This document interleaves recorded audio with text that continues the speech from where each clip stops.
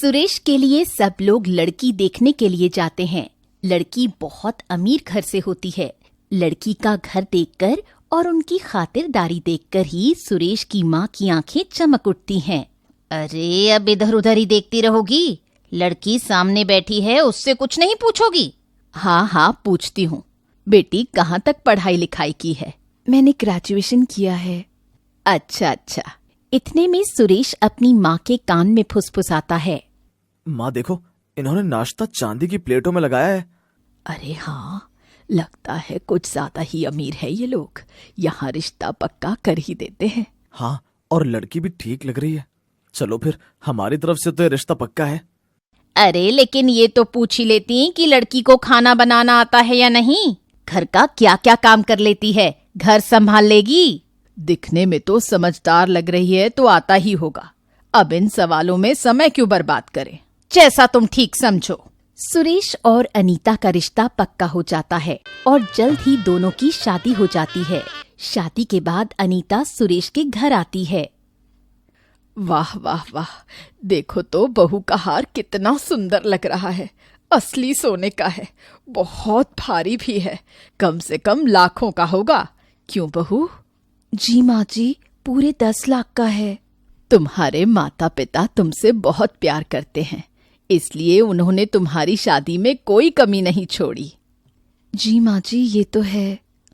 अच्छा चलो बहू, अब चलकर आराम कर लो, थक गई होगी। ठीक है माँ जी। सुरेश और अनीता कमरे में चले जाते हैं। इस बीच बुआ और माँ जी आपस में बात करते हैं। देखा कितनी अच्छी बहू ढूंढ कर लाई हूँ मैं अपने बेटे सुरेश के लिए। हाँ देखा, बहू तो बहुत अच्छी है, बस घर का काम आता हो तो और भी अच्छा होगा। आता ही होगा। हाँ, अभी तो समय के साथ पता चल ही जाएगा। अगले दिन, बहू आज खाना तुम बनाकर सबको खिलाओगी। लेकिन माँ जी। अनीता अपनी बात पूरी नहीं कर पाती है और उसकी सास उसे बीच में बोलने से रोक देती है।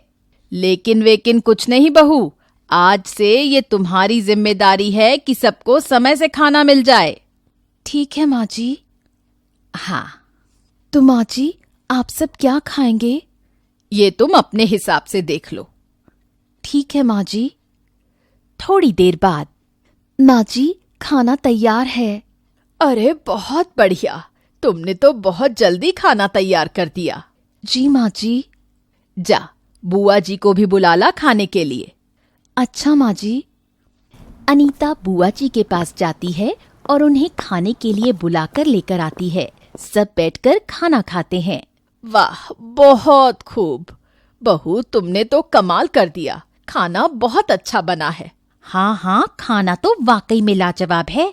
मानना पड़ेगा, तुम बहुत भाग्यशाली हो भाभी, जो तुम्हें इतनी अच्छी बहू मिली। हाँ, ये तो है। मैं तो ये बात पहले से ही कह रही थी। आप सबका शुक्रिया। सब लोग खाना खाकर अपने अपने कमरे में चले जाते हैं। अगले दिन, आज खाने में क्या खिला रही हो बहू? जो आप कहो माँ जी। आज मटर पनीर खाने का मन हो रहा है और साथ में पुलाव। ठीक है माँ जी, आपको आज यही मिलेगा फिर। ठीक है। थोड़ी ही देर में अनीता सास की पसंद का खाना बनाकर ले आती है। अरे वाह, बहुत बढ़िया बहू, पनीर बहुत स्वादिष्ट बना है। इसी तरह अनीता हर दिन अपनी सास को उनकी पसंदीदा खाने की चीजें बनाकर देती रहती है और उसकी सास उससे बहुत खुश रहती है। एक दिन, बहू आज तुम अपनी बुआ को उनकी पसंद का खाना बनाकर खिलाओ। ठीक है, तो बताइए बुआ जी, आज आप क्या खाना पसंद करेंगी? ज्यादा कुछ नहीं बहू, आज कुछ अलग खाने का मन हो रहा है। ऐसा करो, आज मसाला डोसा, पाव भाजी, आलू टिक्की और मीठे में रसमलाई खिला दो। कसम से मजा आ जाएगा। ये कुछ ज्यादा नहीं हो गया? नहीं, कहाँ ज्यादा है, बना लेगी अनीता। बहू, क्या तुम बना लोगी इतना सब कुछ? जी माँ जी, आप फिक्र मत कीजिए, आज बुआ जी को उनकी पसंद का ही खाना मिलेगा। इतना कहकर अनीता वहाँ से चली जाती है। फिर थोड़ी देर बाद अनीता की सास रसोई में अनीता को देखने के लिए जाती है, लेकिन रसोई में उन्हें अनीता नहीं दिखाई देती, जिसके बाद वो अनीता के कमरे में जाती है, जहां अनीता अपने कमरे में आराम से बैठी हुई थी। बहू, यहाँ क्या कर रही हो? कुछ नहीं माँ जी, बस थोड़ा आराम कर रही थी। आराम कर रही थी? लेकिन शाम के खाने का क्या हुआ? तुमने तो अब तक उसकी तैयारी भी शुरू नहीं की है। अरे हो जाएगी माँ जी, आप चिंता मत कीजिए। लेकिन सब कुछ बना तो लोगी ना तुम? कुछ मदद चाहिए हो तो बता देना। नहीं माँ जी, कोई मदद नहीं चाहिए, मैं सब कर लूंगी। अच्छा ठीक है, फिर मैं चलती हूँ। सास वहाँ से चली जाती है और सास के जाते ही अनीता अपना फोन मिलाती है। हेलो, बेस्ट फूड होटल से बोल रहे हैं? हाँ जी, बताइए। मैं अनीता बोल रही हूँ, मुझे खाना ऑर्डर करना था। अच्छा, आप तो हमारी खास कस्टमर हैं। बताइए, आज क्या ऑर्डर कर रही हैं आप? 2 मसाला डोसा, 4 प्लेट पाव भाजी, 3 आलू टिक्की और 4 रसमलाई। ठीक है मैम। जी जल्दी भिजवा दीजिए। थोड़ी देर बाद अनीता का ऑर्डर किया हुआ खाना आ जाता है, जिसे अनीता सबकी नजरों से छुपाकर रसोई में ले जाती है और अपने बर्तनों में लगाकर रख देती है।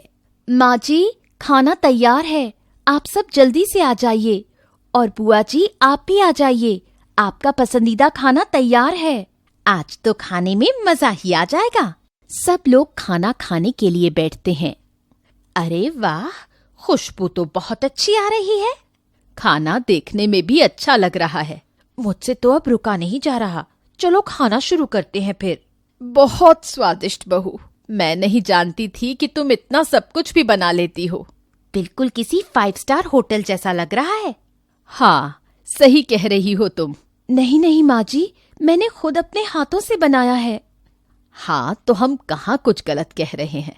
हमारा कहने का मतलब ये है कि तुम्हारे हाथों में जादू है।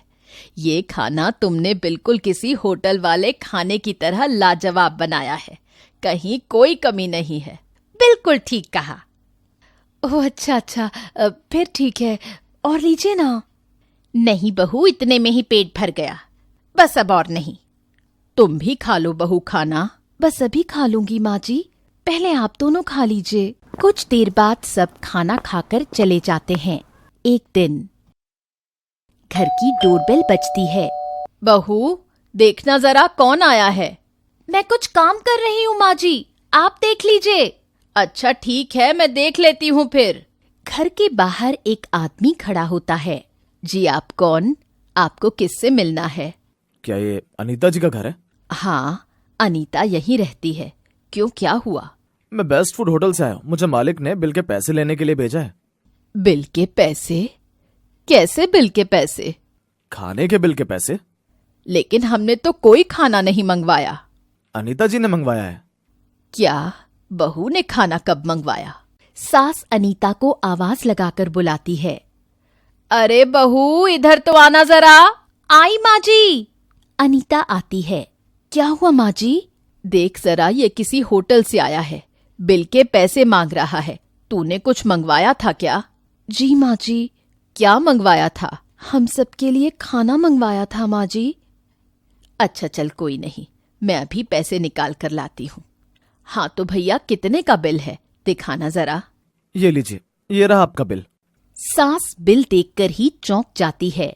हे भगवान, इतना ज्यादा बिल ऐसा कैसे हो सकता है? ठीक से चेक करो। यही बिल है आपका?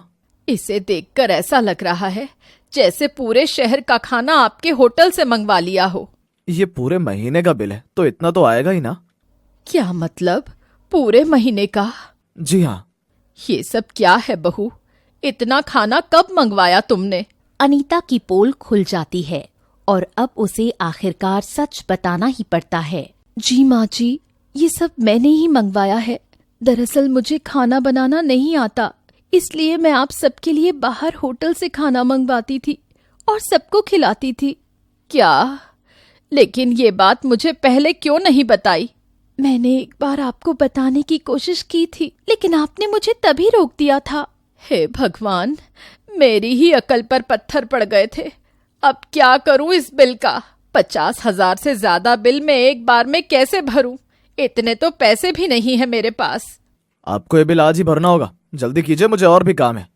इसके बाद सास जैसे तैसे उस आदमी को बिल के पैसे देती है और बाद में पछताती है कि कैसे बिना कुछ जाने सिर्फ अनीता के घर की अमीरी देखकर उसने अपने बेटे की शादी उससे कर दी थी।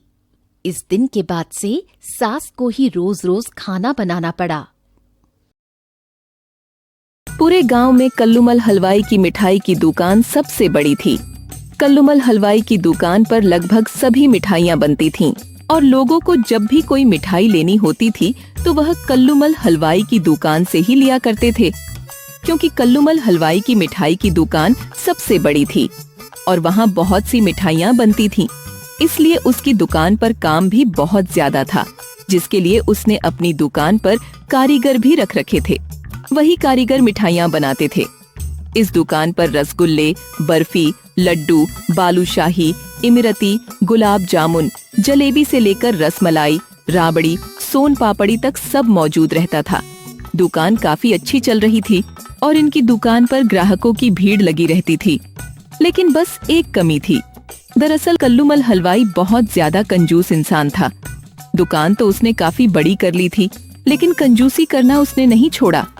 दुकान के कारीगर भी कल्लूमल की कंजूसी की आदत से अच्छी तरह वाकिफ थे, मगर वो उनके सेठ हैं, इसलिए कारीगर कल्लूमल के आगे अधिकतर चुप ही रहते हैं। एक दिन रोज की तरह कल्लूमल अपनी दुकान पर आया और कारीगरों को अपना अपना काम सौंप कर बैठ गया और देखने लगा कि कारीगर ठीक से काम कर रहे हैं या नहीं। साथ ही ग्राहकों पर भी नजर रखने लगा। इतने में एक ग्राहक कल्लूमल से आकर कहता है, आपकी दुकान में तो बहुत सारी मिठाइयाँ हैं सेठ जी, मैं तो यहाँ आकर उलझ गया हूँ कि मैं क्या खरीदूं। अरे आप कुछ भी ले लीजिए, इसमें इतना क्या सोचना भला। अच्छा आप ही बताइए कि आपकी दुकान की सबसे स्वादिष्ट मिठाई कौन सी है, ऐसा करता हूँ कि मैं वही खरीदूंगा। हमारी दुकान की तो सभी मिठाइयाँ स्वादिष्ट ही हैं। आप एक बार खाएंगे तो जिंदगी भर याद करेंगे। अच्छा तब तो जरूर ही आपकी दुकान की मिठाई चखनी चाहिए। जी जी बिल्कुल चखिए। तो आप ऐसा कीजिए, 1 किलो बर्फी पैक कर दीजिए। बस बर्फी? और भी कुछ ले लीजिए। आज के लड्डू बहुत ज्यादा लजीज बने हैं और एकदम ताजी है। आप कहो तो वो भी पैक कर दूं साथ में। अच्छा चलिए, अगर आप इतना कह ही रहे हैं तो 1 किलो लड्डू भी पैक कर दीजिए। कल्लूमल हलवाई कारीगर को मिठाइयाँ पैक करने का आदेश दे देता है, जिसके बाद कारीगर उन्हें घूरता हुआ ग्राहक के लिए मिठाई पैक करने चला जाता है, क्योंकि कारीगर को पता था कि लड्डू बिल्कुल भी ताजी नहीं है, बल्कि 3 दिन पुराने हैं। लेकिन मिठाई जबरदस्ती बेचने के लिए कल्लूमल ने ग्राहक को झूठ बोला है कि लड्डू ताजी है। ग्राहक ने मिठाई खरीदी और कल्लूमल को पैसे देकर चला गया। इसी तरह ग्राहकों को मिठाइयाँ बेचकर कल्लूमल रात दिन खूब कमाई करता था। रात को दुकान बंद करके कल्लूमल अपने घर चला गया। अगले दिन कल्लूमल फिर दुकान पर आया और रोज की तरह दुकान पर बैठकर निगरानी करने लगा। इतने में दुकान पर एक ग्राहक आया और कहने लगा कि कल्लूमल, तुम्हारी दुकान की मिठाई की तो बात ही अलग है। तुम्हारे दुकान के जैसे मिठाई इस गांव में और कहीं नहीं मिलती है। तुम्हारी मिठाई खाकर दिल खुश हो जाता है। अरे क्यों नहीं होगा दिल खुश, जब मिठाई बनाने के लिए हम हर चीज अच्छी और शुद्ध जो इस्तेमाल करते हैं। शुद्ध दूध, घी और मावे में ही हम ये सारी मिठाइयाँ बनाते हैं। अच्छा ये तो बड़ी अच्छी बात है। तो बताइए आप क्या लेंगे? आज तो आप रसगुल्ले पैक कर दीजिए। आज बच्चे रसगुल्ले खाने की बड़ी जिद कर रहे थे। अच्छा ठीक है। इसके बाद ग्राहक अपनी मिठाई लेकर वहाँ से चला जाता है। इतने में एक कारीगर कल्लूमल के पास आकर बोलता है, सेठ जी, जलेबी बनाने के लिए मैदा खत्म हो गई है, जल्दी से मंगवा लीजिए। क्या मैदा खत्म हो गई? अभी कुछ दिन पहले ही तो मंगवाई थी। तुम सामान ठीक से क्यों इस्तेमाल नहीं करते? अभी मैदा लाने का वक्त नहीं है। तो फिर अब क्या करें, जलेबी नहीं बनाए? अभी जलेबी नहीं बनाओगे तो ये चीनी का बखर खराब हो जाएगा। मैदा की जगह अभी कुछ और मिला दो जलेबी में। कुछ और कैसे मिला सकते हैं जलेबी में? क्यों नहीं मिला सकते? बिल्कुल मिला सकते हैं। ऐसा करो, दुकान के अंदर से डिटर्जेंट पाउडर ले आओ और वो थोड़ा सा मिला दो। किसी को क्या ही पता चल रहा है। क्या डिटर्जेंट पाउडर? हाँ, जितना कहा है उतना करो। कारीगर कल्लूमल की बात मानकर जलेबी में बची हुई मैदा के साथ डिटर्जेंट पाउडर मिला देता है और जलेबी बना देता है। थोड़ी देर बाद दुकान पर ग्राहक आता है। अरे वाह, आज तो जलेबी की बहुत अच्छी खुशबू आ रही है दुकान से। 20 रुपए की गर्मा गर्म जलेबी लगा दो। इन भाई साहब को गर्मा गर्म जलेबी दे दो। ग्राहक जलेबी लेता है और बड़े चाव से उसे खाने लगता है। लेकिन जैसे ही वो तीसरी जलेबी खाता है तो उसके मुंह से बुलबुले निकलने लगते हैं। अरे ये क्या हो रहा है मेरे साथ? ये बुलबुले कैसे आने लगे? कल्लूमल और उसके कारीगर ग्राहक देखने लगते हैं। कारीगर समझ जाते हैं कि ऐसा डिटर्जेंट पाउडर की वजह से हुआ है जो उसने अपने सेठ कल्लूमल के कहने पर जलेबी में मिला दिया था। इतने में दूसरा ग्राहक दुकान पर आता है और उस आदमी के मुंह से निकलते हुए बुलबुलों को देखकर हंसने लगता है और साथ ही बिना बात जाने कल्लूमल से जलेबी लगाने को कहता है। कारीगर डरते डरते दूसरे ग्राहक को जलेबी लाकर देते हैं। जलेबी खाते खाते दूसरा ग्राहक पूछता है, अरे इस आदमी के मुंह से बुलबुले क्यों निकल रहे हैं? कारीगर खुद को मन में जवाब देता है, आप भी जरा देर रुकिए बस, आपके मुंह से भी बुलबुले निकलने शुरू हो जाएंगे। इतने में वो दूसरा ग्राहक जलेबी खाता है और जलेबी खाते खाते उसके मुंह से भी बुलबुले निकलने शुरू हो जाते हैं। इसके बाद दोनों ग्राहक समझ गए कि ये जरूर कल्लूमल की जलेबी के कारण हुआ है और दोनों ही गुस्से में कल्लूमल पर चढ़ जाते हैं। सच सच बताओ, तुमने अपनी जलेबी में क्या मिलाया है? हमारे मुंह से ये बुलबुले क्यों निकल रहे हैं? अरे कुछ नहीं, मैंने तो कुछ नहीं मिलाया। इतने में कारीगर बीच में बोल पड़ता है, अरे क्यों झूठ बोल रहे हो सेठ जी? इन्होंने ही जलेबी में डिटर्जेंट पाउडर मिलवाया है जिसकी वजह से ये बुलबुले मुंह से निकल रहे हैं। ऐसा करते हुए शर्म नहीं आई तुम्हें बिल्कुल?